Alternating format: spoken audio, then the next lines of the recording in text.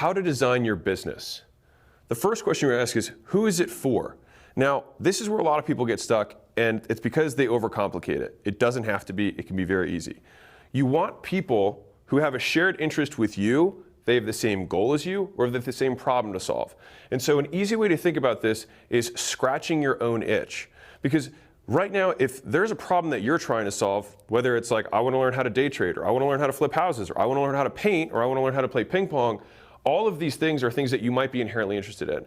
And so one of the easiest lenses and some of the biggest and most successful businesses of all time have been started by founders and entrepreneurs who are like, I suffered with this problem for a long time. I just want to solve the problem or find the solution. And the cool thing is that you don't have to be the expert. Now, if you already are the expert, you know how to do watercolor paint, you know how to paint, you know how to play ping pong, you know how to fix cars, you know how to day trade, whatever it is, like you can be the expert. But I think the majority of you will probably opt for something like this, which is crowdsourcing, which is finding other people who are simply interested in solving the same problem as you, and then using the community, leveraging your community to help solve the problem together. Now, they can go out, find the answers, bring them back to the community, and then that provides value to everyone else. But also, and this is a skeleton key of life for you to gain access to people you otherwise wouldn't, is that when you put a group together of 100, 500, 1,000, 5,000 people, you can then reach out to other people who are way above you in terms of status or reach or following and say, hey, I've got this community. I'd love to give you access to them if you'd be willing to make a 30-minute video with me or do a call with my community for Q&A. And people who, like, you will be able to punch way above your weight class because you can actually provide something to them, which is distribution of their message.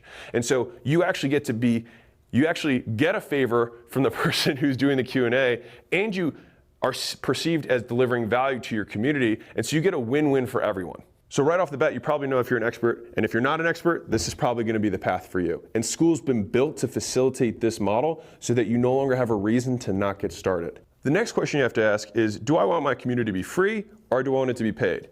If you're just starting out, start for free.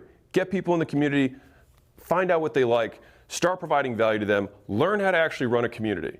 And then at any point, when you feel confident enough that you can provide value to an audience and that that audience in of itself is valuable, you can flip it to paid. And so the nice thing is that this is an irreversible decision. You can start here and then eventually move to paid when you feel confident. And if you're already confident that you can provide value to an audience, you can start at paid right up front. So now that you know who you're going to be solving problems for, people who have the same interests, problems, goals as you, you're scratching your own itch, you're figuring out whether you're going to go crowdsourced if you don't know what to do, expert if you already do, free if you're not as confident, paid if you already are. So the next question is, what are you actually going to put inside? And so there's three big buckets of stuff. You've got access, which is the people in the community gaining access to you. So believe it or not, especially if you're new to this, if there's 100 people who all want time with you, your time becomes pretty scarce really quickly. And so access to you becomes valuable in and of itself. And there's lots of ways to do this. And I'll give you some examples in a second.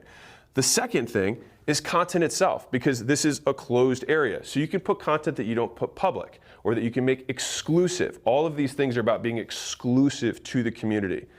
The third is events. Now, events can be digital, they can be in person, so you can do a wide variety of types of events. It can be with lots of people, it can be with very small people. It could be going on a hike, or it could be doing a big digital conference. Any of these things fit within what you could put inside.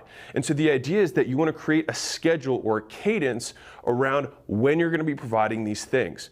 And so, for example, for access, it might be a Q&A call with you, but it might also just be giving access to people that your community doesn't otherwise have access to. And so if I were fixing cars as my group, because that was what I was into, then I would find a master mechanic or something like that, or who worked on this really type of historic car, ask them to do a Q&A with my community. Now, if one of my community members just tried to reach out to that guy, he probably wouldn't respond. But if I've got 2,000 other mechanics or people who are interested in cars, he probably would. And so they would gain access to people they otherwise wouldn't. With the content, you do things that you or the community creates that provides value. Now, everything I just listed is not an exclusive list of things you can do. You can do anything that you can possibly imagine that provides value to your audience. And so, two easy questions to think about this is, if you're scratching your own itch, what do you think is epic? If you're like, man, it'd be so epic if this happened, that's a great place to start for value you can provide to your community. The other way to do this is just ask them, hey guys, What do you think would be cool? And remember, you now have the collective asking power of the whole community, and you are their champion to go ask on their behalf. And so don't take that responsibility lightly, and you'll be amazed at what doors can open. Now, what actually provides value? Because people throw this word around a lot. So what makes a community valuable? I like to go back to the value equation, which is from my book, $100 Million Offers. There's the outcome or the problem that you're solving. So as long as you're all, this is why the who is so important, so that we're actually making sure we're solving the same problem for all these people. But assuming this is aligned, which it should be at this point, the other three variables are going to determine how valuable your group is, which is the solutions and content you make. Does it make whatever problem you're solving lower risk than if they didn't have that? So if you explain how to not blow up your car, that would lower the risk of doing this thing, or how to not break the tool that you used, that would lower the risk of whatever the implementation was. If you can help them do it faster, they will like you more. If it normally takes a year and you can show them a way to do whatever it is in 3 months, that's valuable. And if you can do it in a way that doesn't make them stop doing the stuff that they like doing or start doing stuff they hate doing, the effort and sacrifice, then they'll like you more. You'll be providing value. And so whenever you're thinking about the content or the access or the events, this should always be the underlying goal. How can I make it less risky for my audience? How can I make it faster? And how can I make it easier?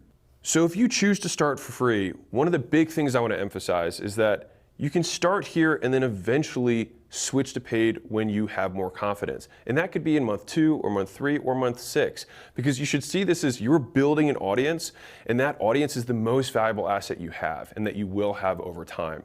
And so don't worry about this month, next month, the month after. It's about building that asset. And if it takes a little bit of time, welcome to business. But once you have that asset, you can pretty much get yourself set up financially for the rest of your life. And so I'm all about doing things fast, but I'm more about doing them right. And so you can start free and in a couple months switch to paid. And when you do switch to paid, have so much more momentum that you can skyrocket to the top and win. Because if you start your community that's paid with 1,000 members already in it, for example, and then you have paid people who come in later, you already have this super lively community that there's valuable people, there's great contributors. It's kind of like showing up to an empty party versus showing up to a party that's already rolling. Early on in the night at the club, they let people in for free, and then at past a certain point, once there's enough people, they start switching and paying for tickets to buy in. Right? Same idea, just done digitally. And so you can do it either way, but don't be ashamed or don't be worried about starting for free because you're like, when am I going to go to paid? You're actually going to set yourself up for a really solid paid community if you start free first. So don't worry about it if you're starting here.